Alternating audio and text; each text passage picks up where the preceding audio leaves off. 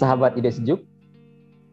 Hari ini kita kedatangan tamu istimewa jauh-jauh dari Melbourne, Australia, Pak Rufin Gedang.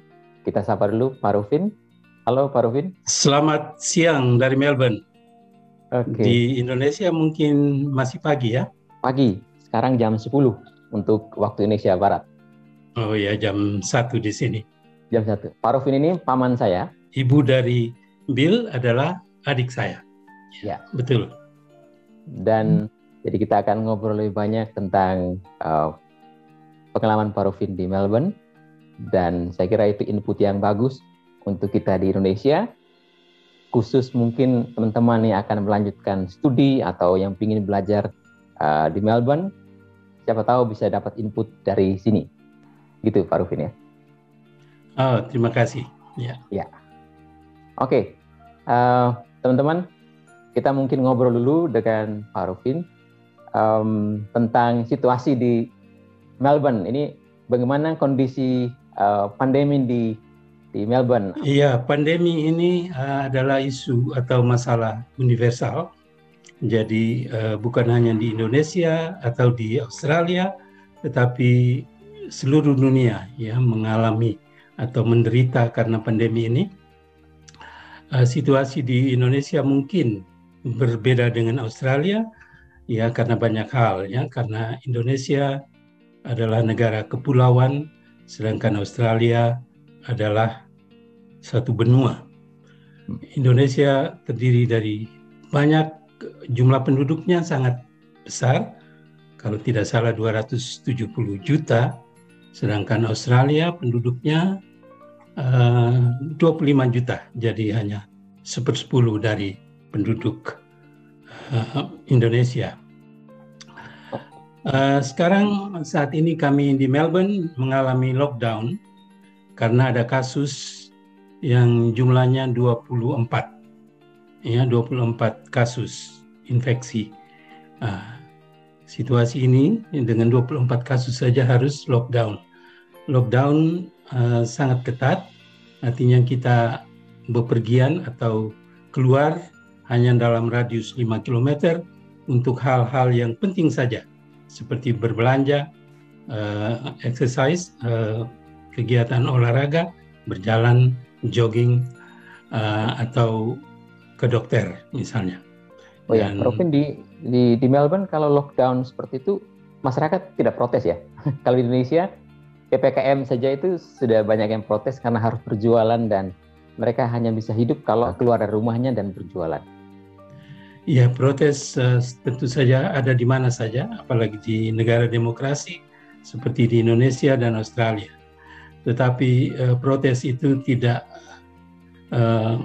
mengakibatkan bahwa apa yang diputuskan itu berhenti, apalagi dengan situasi yang sangat gawat seperti sekarang. Protes kalau melanggar aturan atau mempengaruhi tata tertib ya akan dikenakan sanksi, fine, dan itu akan dijalankan dengan betul. Ya. Oke. Berarti sangat ketat di Melbourne. Lalu apakah ada daerah di Australia umumnya yang bebas COVID? Ya, sistem penerapan lockdown penanganan COVID ini di Australia dibuat oleh negara bagian. Ya, Australia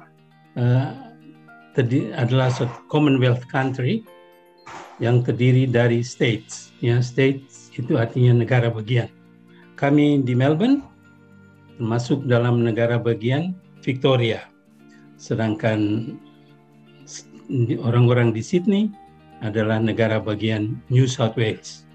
Jadi masing-masing negara bagian ini yang menerapkan sistem penanganan COVID-nya.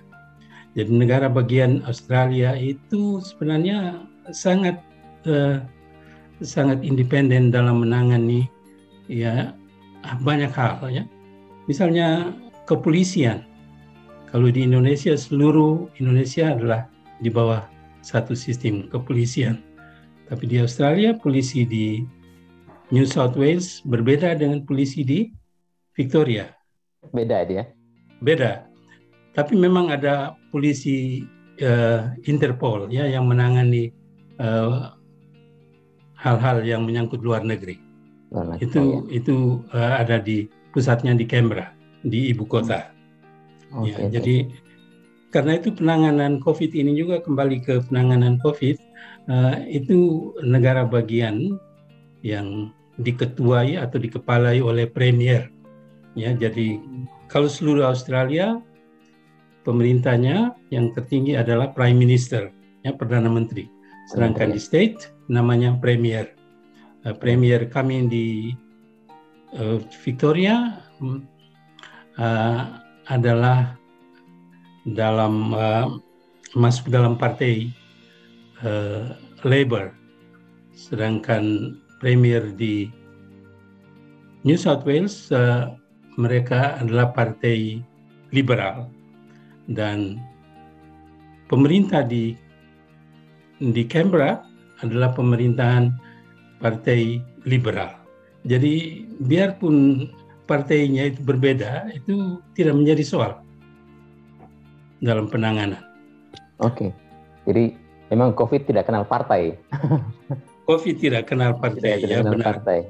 Dan kalau berbicara tentang sistem lockdown dan movement, itu sangat ketat ya. Jadi kalau kita berbelanja misalnya, semua orang sudah diberi app ya. Jadi seperti di Victoria, mungkin saya tidak bisa. Jadi di sebelah kanan ini adalah app. Jadi gini. Jadi tiap kali kita masuk ke supermarket atau ke toko atau ke kantor, biasanya di sana sudah ada CR code ya. Jadi kode CR ya, seperti di mana-mana ada. Jadi app kita ini kita kasih code-nya, kita record. Dengan demikian nama kita sudah ada di situ. Jadi kalau ada infeksi, orang-orang yang terinfeksi pernah masuk ke daerah itu, semua kita akan dihubungi karena kita sudah terdaftar ke sana. Ya, jadi petugas akan datang menghubungi bahwa kamu segera dites, ya, atau kamu harus isolasi sekarang. Jadi dengan demikian penanganan COVID itu segera ditangani dan dilokalisir, ya, dipagari gitu. Jadi supaya tidak menyebar kemana-mana. Jadi langsung terdeteksi ya, Pak Rufin. Jadi siapa yang pernah ke situ dan siapa yang akan ke situ juga, sudah pernah ke situ juga. Ya, nanti akan diberitahu bahwa orang yang terinfeksi ini pada minggu lalu hari Sabtu dia masuk ke supermarket ini. Jadi semua orang yang pada hari itu datang ke situ harus dites semua. Wow. Ya, dengan demikian orang-orang yang terinfeksi atau ada bakal kena infeksi ini semua sudah didata orangnya, sehingga orang-orang itu akan dites, dan kalau terinfeksi mereka akan diisolasi dan dimonitor selama mungkin 2 atau 3 minggu. Jadi dengan sistem IT seperti ini, dengan mudah kita bisa mengatasi ya penyebaran COVID ini ya, Pak Rufin. Ya, memang saya kira teknologi IT sangat penting dan berguna dan sangat efisien untuk diterapkan. Ini artinya supaya penyebaran COVID ini selalu dimonitor dengan baik. Ya. Karena itu di sini 20 kasus saja sudah lockdown. Ya. 20 kasus langsung lockdown. Ya, mungkin tentu saja di Indonesia situasinya lain dengan penduduk yang sekian banyak, tetapi saya pikir pasti ada ahli-ahli yang memberikan advice pada pemerintah ya untuk menangani ya di satu pihak, di pihak lain kesadaran masyarakat. Oke. Terima kasih Pak Rufin, info tentang penanganan COVID di Australia itu tersistem dengan baik sekali, sehingga dengan mudah ya bisa teratasi masalah itu. Betul, Oke. betul. Ya. Baik, Pak Rufin. Bagaimana dengan exercise?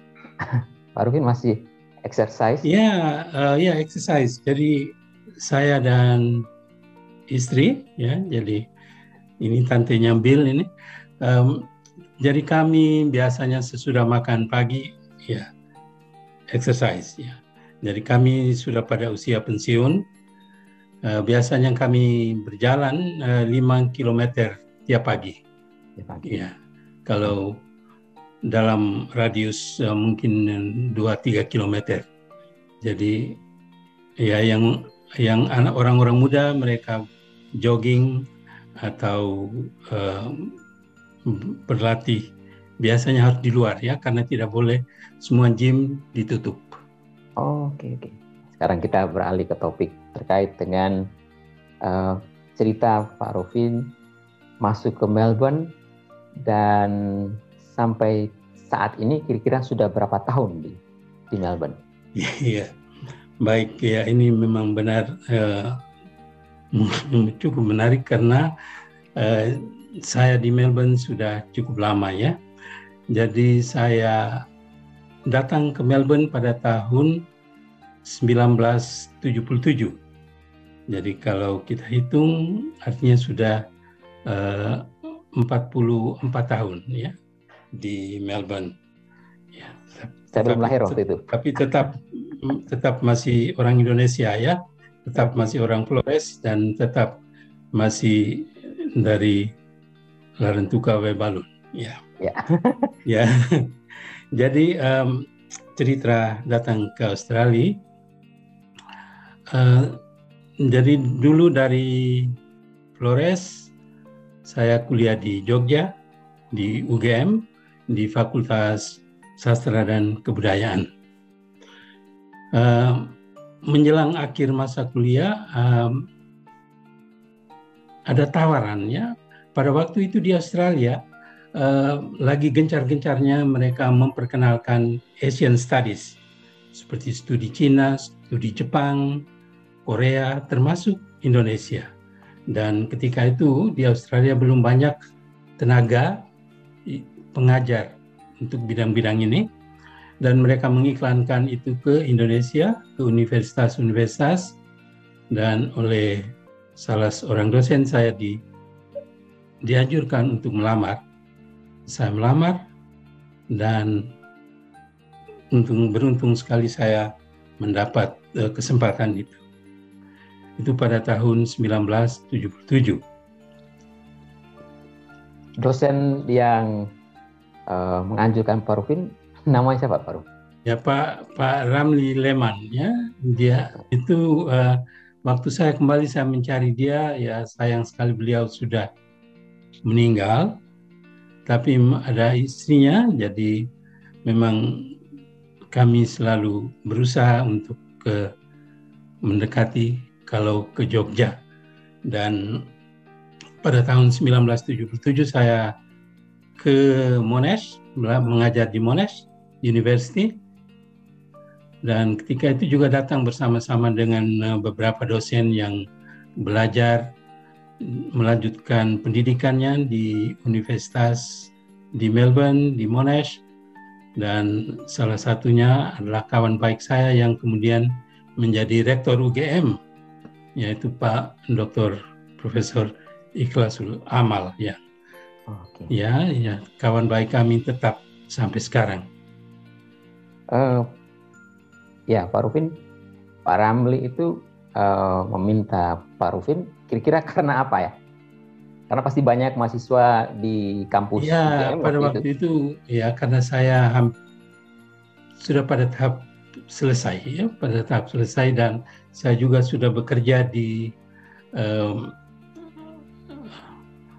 Population Institute ya, pada waktu itu di bawah Pak Dr. Masri Singarimbun. Saya bekerja di sana sebagai publication officer, menangani penerbitan. Dan Pak Ramli melihat bahwa ini saya dalam posisi yang baik untuk melamar. Ya, ya tentu saja dia mempertimbangkan potensi. Ya, jadi ya melamar ada, saya tidak tahu berapa yang melamar, tapi saya yang mendapat, dan itu awal mula saya datang ke Australia. Tadinya dari Flores berpikir, wah sudah sampai di Jogja sudah bagus, dan ada harapan waktu itu untuk direkrut menjadi pengajar, dosen di sana. Nah, bagi kita itu sangat baik, artinya bersyukur sekali, tetapi ternyata masih mendapat yang lebih baik, ya, dan untuk itu tentu saja saya bersyukur sekali. Oke. Jadi di antara sekian banyak yang melamar, hanya Pak Rufin yang gol. Iya, ya. Jadi menjadi satu hal yang sangat tentu saja menyenangkan. Ya, saya bersyukur sekali, dan ketika saya pamit di Flores di Baibalun Larantuka, ya saya juga waktu itu ada teman, ya Bapak Filipus Keban, ya sama-sama dulu di Jogja. Beliau sudah kembali, beliau menjadi ketua DPR pada waktu itu, ketua DPR Flores Timur. Dan Pak Filipus ini juga berbangga, ya, bahwa oh ya, ini anak Flores, ya, ini akan ke Australia. Jadi dia berpikir, mari saya mau bawa kamu bertemu dengan Pak Bupati. Wah, saya kaget. Mengapa harus bertemu Bupati? Dia bilang, ya ini kita semua merasa bahwa kita berbangga bahwa salah satu anak kita ini bisa ke Australia, ya. Pada waktu itu memang dianggap hebat, ya. Sekarang tentu saja banyak sekali anak-anak muda yang berkesempatan ke Australia, dan dunia global sudah menjadi kecil, ya. Jadi Pak Filipus Keban ini mengantar saya bertemu Bupati pada waktu itu, Pak Anton Bugal Langodai, Bupati Langodai, dan juga di sana ada Sekretaris Daerah Bapak Kun Matutina. Jadi saya bertemu dengan mereka, tapi bukan bertemu secara resmi, ya, tidak ada protokol seperti sekarang. Pada waktu itu hanya berdiri di depan rumah Bupati, ngobrol sambil melihat Pulau Solor, Adunara di sana, dan berbicara, ya, santai saja bertemu, dan saya pamit. Ya, itu pada tahun 1977. Tadi Pak Rufin katakan bahwa sekarang banyak anak-anak muda yang studi di Australia, tapi untuk menjadi pengajar di Australia saya kira tidak banyak. Ya, tentu saja sekarang tidak banyak karena sudah banyak orang Australia sendiri yang sudah menjadi ahli Indonesia, ya, Indonesianist. Ya, memang jadi suatu keberuntungan bahwa saya hadir di sana pada saat ketika tenaga Indonesianist, tenaga pengajar Indonesian Studies di Australia masih kurang pada waktu itu. Jadi ini soal keberuntungan mungkin. Ya. Lalu Monash University itu kampus besar kan, Pak Rufin? Iya, Monash University termasuk kampus besar di Australia.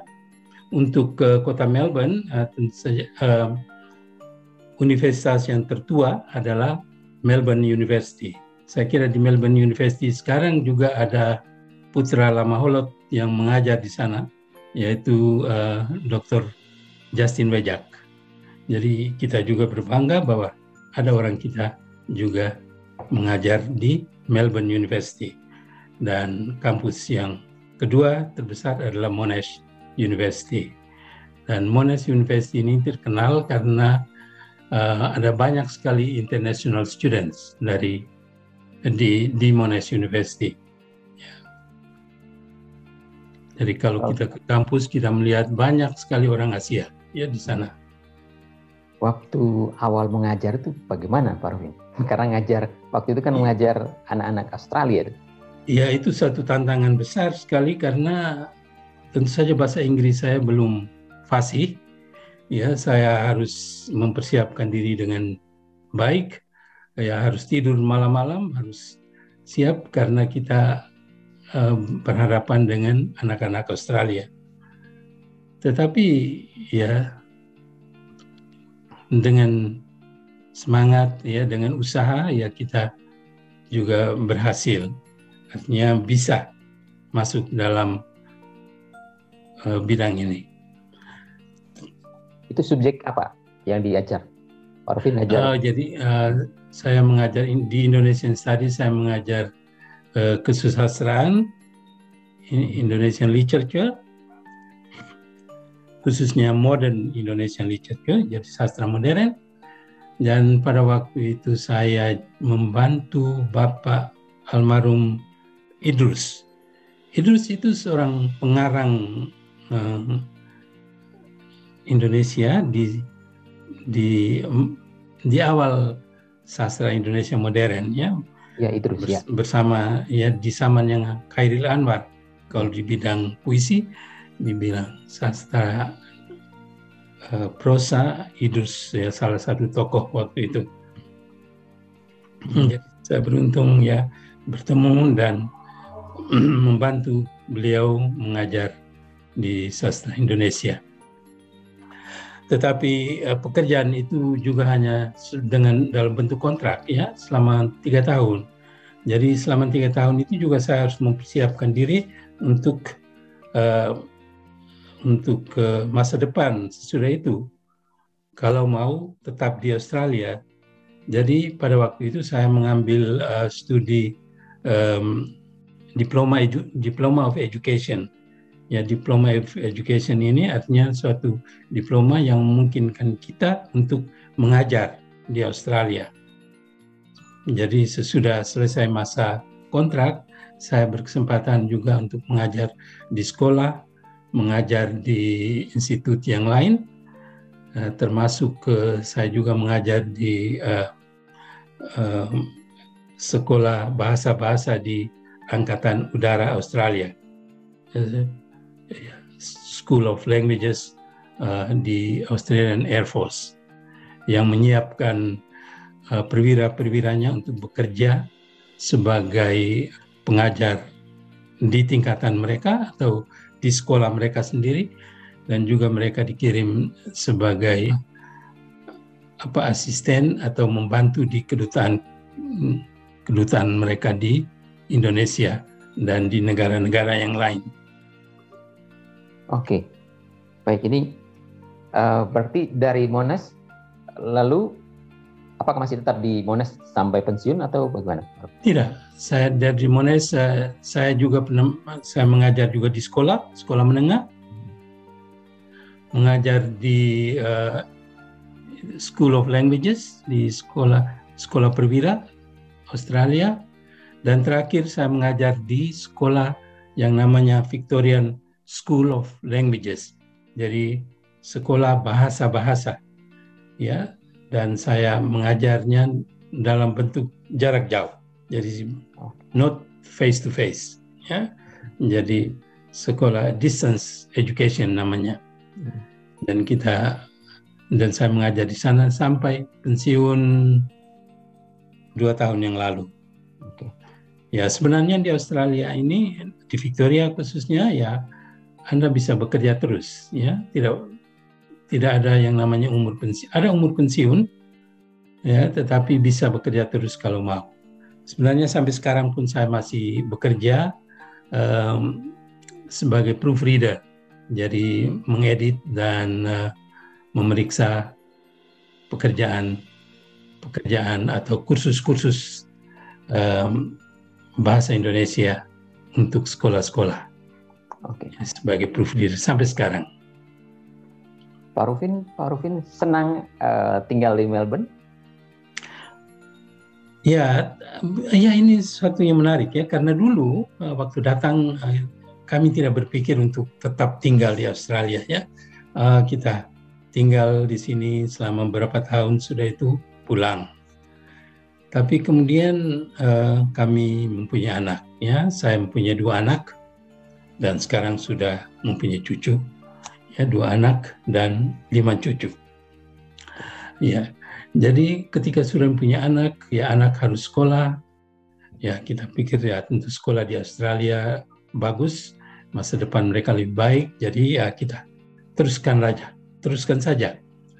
Nah, kemudian anak sudah besar, masuk kuliah, menikah, ya kami akhirnya berpikir, wah ini sudah berakar ini di Melbourne.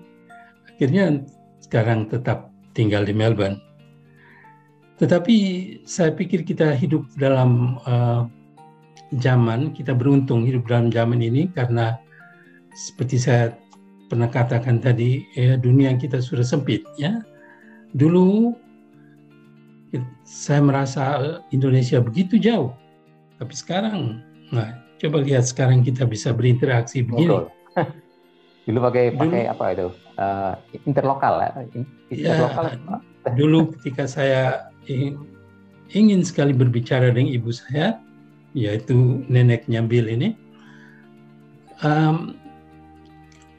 ibu saya harus pergi ke kantor telegraf, ya kantor pos dan telegraf. Suaranya kadang-kadang saya dengar sayup-sayup sekali berbicara. Nah, hanya mendengar sedikit suara saya sudah senang pada waktu itu. Ya, dan sekarang kita bayangkan bagaimana kita bisa berbicara, bukan hanya berbicara, bisa saling melihat. Jadi dunia kita sudah sangat sempit. Jadi tidak apa-apa kalau saya tinggal di Melbourne dan Bill di Indonesia atau teman lain di mana saja, kita sudah hidup dalam dunia yang kecil dan berinteraksi dengan baik sekali. Ya, Pak Rufin, sejauh mengajar di Australia, beberapa tempat yang ada di Australia, apa kesan Pak Rufin tentang pendidikan di sana? Ya, ya Australia ini sangat terbuka dengan pendidikannya, ya, misalnya di universitas, ya. Kalau di Indonesia saya melihat bahwa rekrutmen dosen-dosen itu ya juga dari universitas sendiri, ya. Jarang sekali misalnya orang dari universitas di Kupang mau melamar untuk menjadi dosen di Gajah Mada, ya. Saya pikir susah, ya. Jadi di satu pihak memang universitas itu menjaga identitasnya, tetapi ada bahaya involusi, ya. Jadi kita tidak berkembang keluar, tapi kita menjaga institusi kita itu seperti itu, ya, terus seperti itu. Sedangkan di Australia dia akan merekrut tenaga pengajarnya dari seluruh dunia. Kalau ada suatu posisi tertentu dia akan mengiklankannya kemana saja. Jadi siapa saja bisa melamar dan siapa saja bisa mendapat kemungkinan untuk tinggal. Jadi kalau Anda ke universitas di Australia, Anda bisa melihat bahwa orang-orang datang dari berbagai macam tempat, dan itulah kemudian ilmu akan mungkin berkembang dengan lebih baik, ya.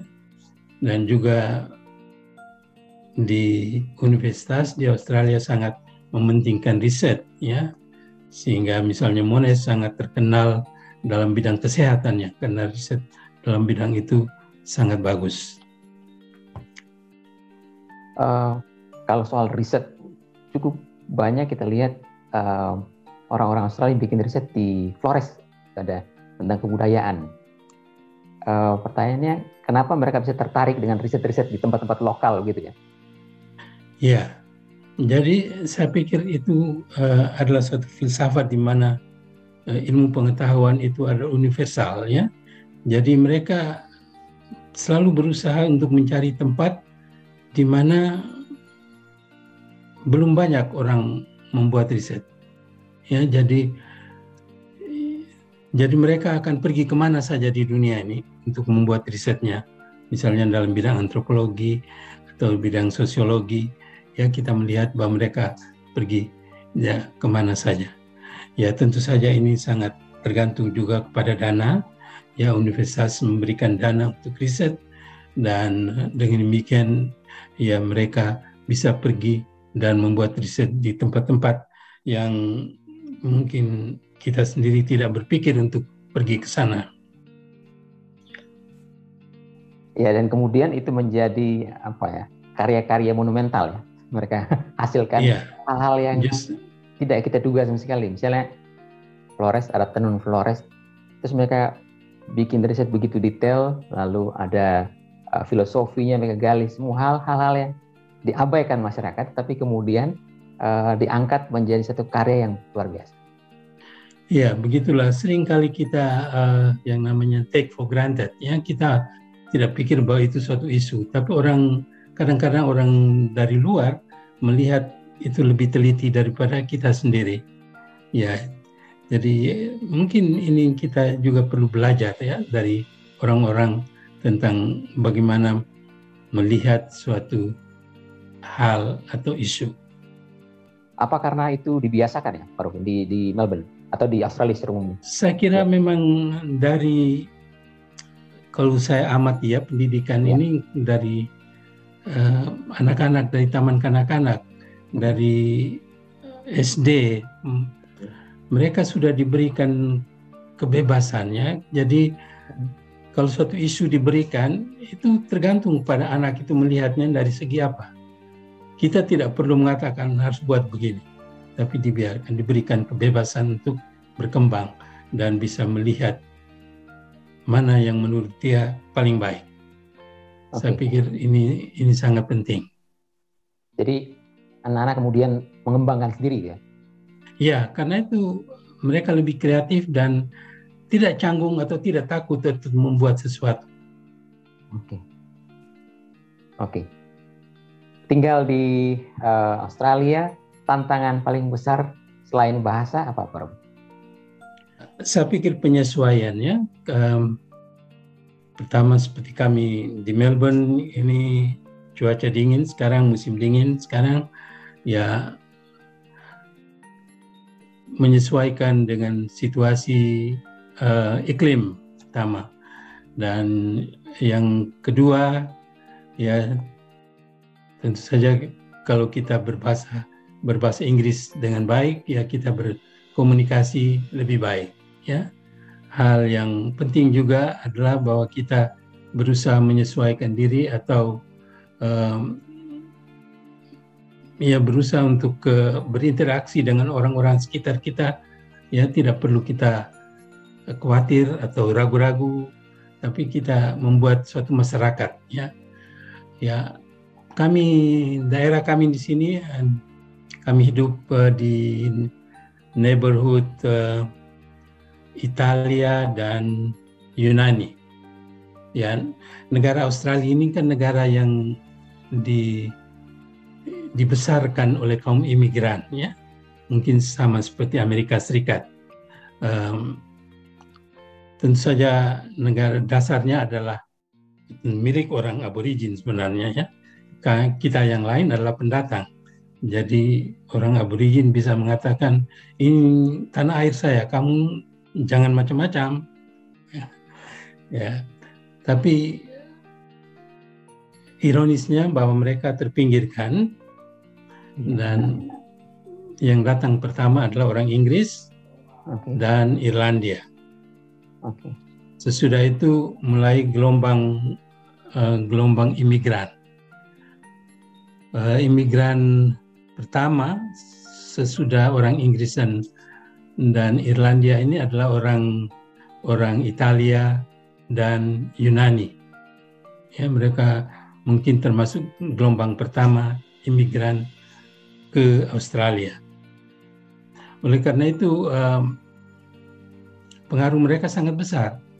Misalnya di lingkungan kami ini orang-orang Italia sebelah sini dan orang Yunani di sebelah barat.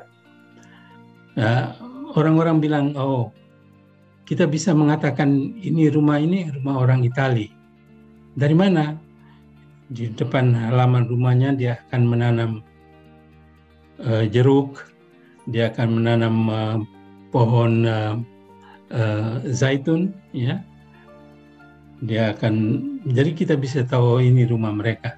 Sedangkan kalau orang Inggris di depan rumahnya bunga-bunga, ya.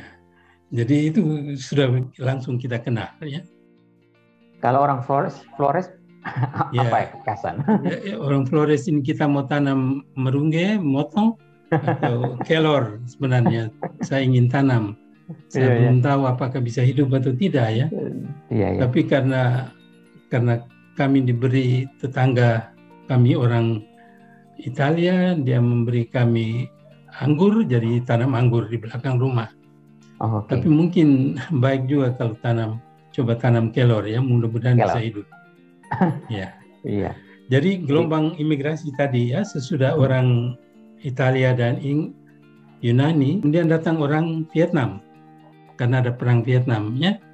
Orang-orang Vietnam datang pada tahun 70-an. Ketika saya datang, itu mulai datang orang Vietnam. Ada yang namanya boat people yang datang dengan kapal-kapal kecil. Ada yang harus ditampung dulu di Pulau Galang di Indonesia. Dan orang Vietnam itu gelombang yang berikutnya. Dan sesudah orang Vietnam datang ada perang Afghanistan, ya. Orang-orang Afgan juga banyak. Dan terakhir orang-orang Afrika dari Somalia. Jadi di Melbourne ini kalau kita berjalan kita bisa bertemu dengan orang-orang dari berbagai macam suku bangsa. Dan tidak ada yang bisa mengatakan kamu harus keluar karena kita semua adalah imigran. Kecuali orang aborigin, ya? Ya, kecuali orang aborigin. Ya, dan dalam hal ini mengenai orang Indonesia, orang Indonesia tidak datang sebagai dalam gelombang imigran seperti yang saya sebutkan tadi, itu karena mereka tadi datang dalam jumlah besar. Ya, bahkan mungkin bedol desa, ya. Jadi satu desa kecil itu semua datang. Seperti tetangga saya orang Itali, dia di rumahnya bersebelahan dengan adiknya, dengan bersebelahan dengan iparnya. Jadi mereka itu dekat-dekat saja tinggal. Sedangkan orang Indonesia lebih datangnya tidak dalam jumlah besar, ya. Ketika saya datang ke Melbourne, orang Indonesia mungkin hanya beberapa ratus dan kami saling mengenal. Tapi sekarang sudah mungkin ribuan, mungkin puluhan ribu di Melbourne. Jadi banyak sekali orang Indonesia di Melbourne, ya, dan mungkin lebih banyak di Sydney. Sehingga masyarakat Indonesia ini meskipun tidak sebesar jumlah seperti orang-orang kelompok yang saya sebutkan tadi, jumlahnya masih cukup besar juga. Sehingga orang Indonesia sendiri misalnya sudah ada dokter Indonesia, sudah ada orang Indonesia yang bekerja sebagai guru, tentu saja orang Indonesia yang mempunyai bengkel, mobil, orang Indonesia yang bekerja di bidang keuangan. Jadi masyarakat Indonesia sudah cukup besar juga. Pak Rufin, itu apakah karena persoalan politik mereka migrasi itu, gelombang-gelombang migran itu? Kalau orang Indonesia, ini kita omong tentang orang Indonesia, yang datang pertama adalah kalau tidak salah itu mereka yang bekerja di Radio Australia dulu. Mungkin dulu sekali, ya.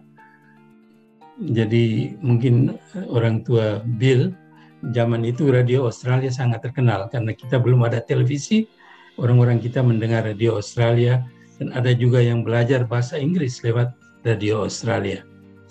Dan juga beberapa yang mengajar di universitas. Itu yang pertama, datang ke Australia, atau Melbourne khususnya. Sesudah itu mulai datang ada beberapa yang melihat ada peluang businessman, mereka juga berpindah ke Australia. Dan kemudian ada students yang tinggal di Australia, mereka melamar untuk menjadi permanent resident, tinggal di sini, diterima karena mempunyai lapangan kerja yang diperlukan di Australia, mereka tinggal di sini. Kemudian mereka mensponsor orang tuanya untuk datang. Jadi kira-kira kedatangan orang Indonesia seperti itu. Jadi modelnya agak berbeda dengan yang tadi gelombang migran dari daerah-daerah lain ya. Betul, mereka tadi karena memang seperti orang Yunani dan Italia, karena pada tahun 50-an, 40-an, 1950-an, keadaan ekonomi di daerah negara mereka sangat jelek, sedangkan Australia adalah negara yang baru dan kaya, jadi semua datang ke sini. Lalu imigran yang berikutnya karena perang, ya misalnya akibat perang seperti Vietnam, Afghanistan, juga yang dari Afrika tadi yang saya sebutkan juga karena perang. Ya. Sedangkan orang Indonesia ini datang ya banyak karena saling mensponsori, karena profesi, ya. Tapi jumlah kita tidak sebesar jumlah mereka. Oke, Pak Ruhin, berarti boleh dikatakan itu multikulturalisme ya? Iya, karena itu memang Australia ini sangat multicultural ya, multikultural. Ya, soal ini Pak Ruhin, apakah soal isu terkait dengan kewarganegaraan sejauh ini apakah ada isu di kewarganegaraan? Ya, gini ya, kami yang mempunyai anak dan cucu di Australia, tentu saja anak ya warga negara Australia, cucu warga negara Australia. Tapi saya dan istri saya sampai sekarang masih memegang paspor Indonesia, warga negara Indonesia. Dan juga ada teman-teman yang lain, ada yang sudah masuk warga negara, ada yang masih memegang paspor Indonesia. Ya, sebenarnya kami ini di persimpangan jalan ya, bertanya ini apakah kita tetap menjadi warga negara Indonesia atau ada warga negara Indonesia tentu saja karena kita ya cinta Indonesia sudah, apalagi generasi saya, kami bertumbuh ketika Indonesia masih negara yang muda. Hanya kadang-kadang kita mendapat kesulitan dengan paspor Indonesia ini karena kalau bepergian ke luar negeri sangat sukar. Paspor Indonesia ini tidak sekuat paspor Australia. Paspor Australia Anda bisa beli tiket pergi kemana saja, hampir kemana saja di dunia. Tapi kalau Indonesia, paspor Indonesia, ketika kami ingin pergi ke Eropa misalnya, kita harus mengurus visa untuk masuk ke Eropa dan itu urusan yang juga tidak cepat sekali, tidak gampang sekali ya, sedikit repot dengan paspor Indonesia ini. Jadi kadang-kadang kami berpikir, wah bagaimana kita masih paspor Indonesia atau tidak, tapi sampai sekarang masih tetap. Tapi baru-baru ini ada satu gerakan ya dari diaspora Indonesia. Jadi orang Indonesia yang tinggal di luar Indonesia. Diaspora Indonesia ini saya kira dalam 1-2 tahun terakhir mempunyai suatu program ya yang ingin menyampaikan aspirasi mereka kepada pemerintah Indonesia untuk mengeluarkan sistem warganegara. Jadi warga negara Indonesia dan Australia. Warga negara Indonesia tapi juga bisa menjadi warga negara Australia. Saya kira ide ini pertama kali dicetuskan oleh Bapak Dino Patijalal ya, ketika beliau menjadi duta besar Indonesia di USA, di Amerika Serikat. Dan Ya, dan banyak sekali orang Indonesia di luar Indonesia dan sedang diusahakan. Apakah berhasil atau tidak kita tidak tahu, karena ini bukan suatu hal yang mudah, ya. Artinya tentu saja melalui banyak channel, melalui banyak usaha untuk sampai ke sana. Lobby-lobby politik lah, kira ya. Iya, betul, iya. Tapi ya ada, kalau tidak salah, negara kecil seperti Timor Leste mereka mempunyai duit kewarganegaraan. Karena anak saya, yaitu sepupunya Bill ini, dia tinggal di Timor Leste dan sekarang dia menjadi warga negara Timor. Dia juga warga negara Australia.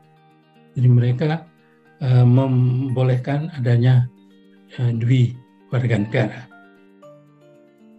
Pak Rufin, ini terkait dengan warga negara Indonesia, apakah cukup solid di Australia? Apa ada semacam organisasi orang-orang Indonesia di sana? Ya, di sini. Jadi diaspora Indonesia ini juga mempunyai cabangnya di Australia. Jadi dan mereka sudah mempunyai banyak kegiatan, ya. Pernah dibuat suatu pertemuan yang besar di Indonesia, diaspora Indonesia, dan kita melihat ke depannya bagaimana, ya, apakah akan berhasil atau tidak, kita lihat saja. Kalau yang imigran dari misalnya Italia, mereka apakah di warga negaraan atau mereka sudah masuk warga negara Italia?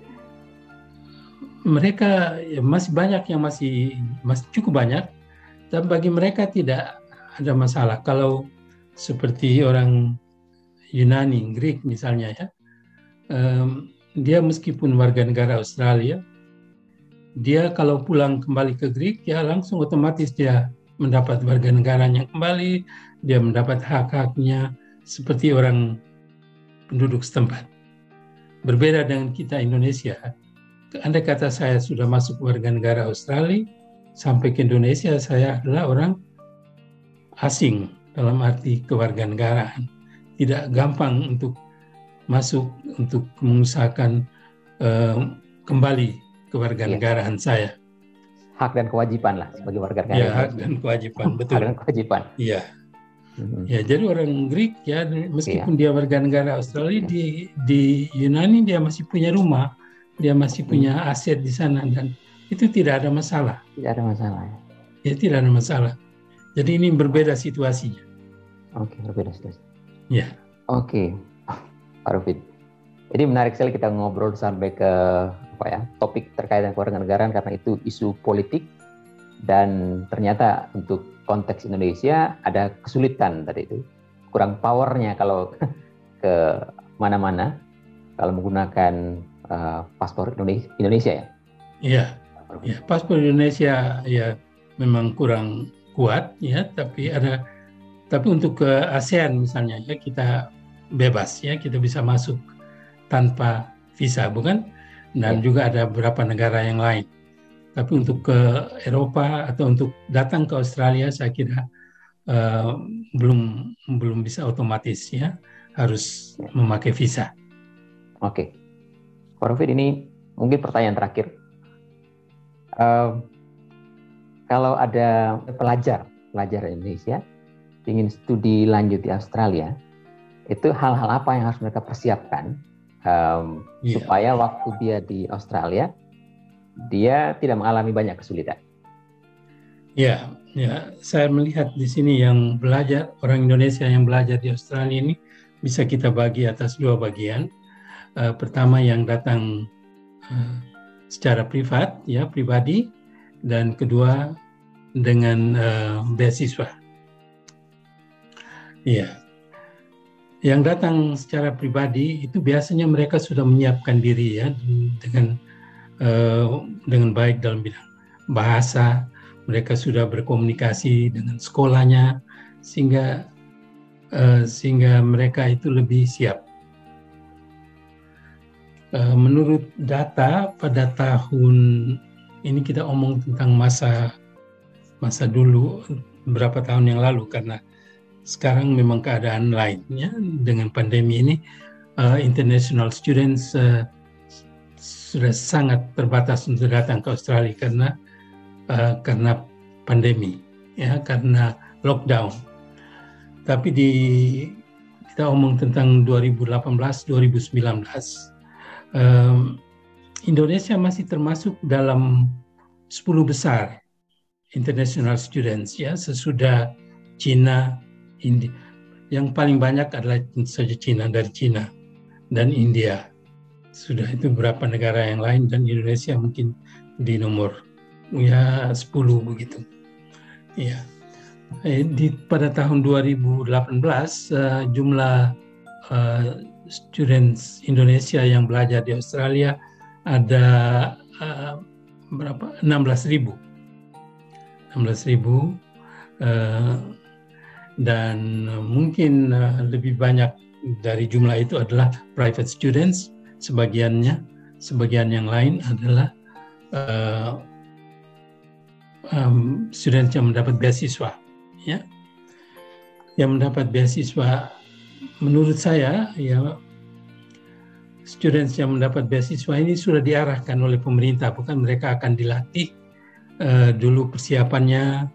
Kalau yang di Kupang mungkin akan dikirim ke Denpasar untuk belajar bahasa, ya, karena persiapan yang paling penting adalah bahasa, kan, karena kalau datang ke Australia kita akan belajar dalam bahasa Inggris, berkomunikasi dalam bahasa Inggris, dan juga persiapan, ya, keterangan tentang cara hidup di Australia misalnya. Jadi persiapan yang paling penting adalah bahasa. Dan kalau kita harus mencari informasi sendiri, pertama tentu kita harus mencari informasi universitas mana yang ingin kita tuju. Lebih baik lagi kalau profesor mana yang dalam bidang studi mana yang perlu kita kontak misalnya. Itu sangat penting, ya. Jadi Australia sangat populer untuk mahasiswa, bahkan pelajar Indonesia. Jadi banyak juga yang datang sebagai siswa sekolah menengah. Sudah itu, dan bagi mereka tentu lebih mudah untuk meneruskan ke perguruan tinggi. Oh, sekolah menengah sudah di Australia? Banyak, ya, sekolah menengah. Tapi kalau datang sebagai sekolah menengah, mereka harus tinggal dengan keluarga, ya. Jadi mereka, sedangkan kalau sudah di perguruan tinggi boleh tinggal sendiri. Iya, Pak Rufin, ini kita sudah ngobrol sejam. Oh, sudah 1 jam, ya? Sudah 1 jam. Ya, rasanya cukup. Ya, ya. Karena kita omong macam-macam, jadi baik, ya, baik. Jadi hal-hal yang sangat menarik karena kita ngobrol baik dari sisi kehidupan di Australia, pengalaman Pak Rufin di sana. Juga yang terakhir kita ngomong tentang mahasiswa Indonesia di sana. Saya kira itu ada satu benang merah bahwa kita bisa mengerti banyak hal, tidak hanya dari sisi bahasa, kebudayaan, tapi juga sejarah kedatangan kelompok-kelompok. Dengan demikian, dalam berelasi pun kita bisa mengerti itu bagaimana cara berelasi dengan baiknya. Oke. Pak Rufin, terima kasih banyak untuk obrolan hari ini. Baik, terima kasih kembali, ya. Saya juga senang berbicara, ya, apalagi dengan keponakan saya ini. Iya. Ini ide sejuk akan terus terus bergiat untuk mengundang tokoh-tokoh penting yang bisa mampir ke sini, dan Pak Rufin salah satu tokoh yang sudah memberikan kita pencerahan banyak hal terkait dengan kehidupan di Australia, juga perjuangan-perjuangan dan bagaimana menghadapi tantangan-tantangan di sana. Akhir kata kami ucapkan banyak terima kasih untuk Pak Rufin. Semoga sehat selalu di tengah pandemi ini. Terima kasih kembali dan salam sehat untuk kita semua.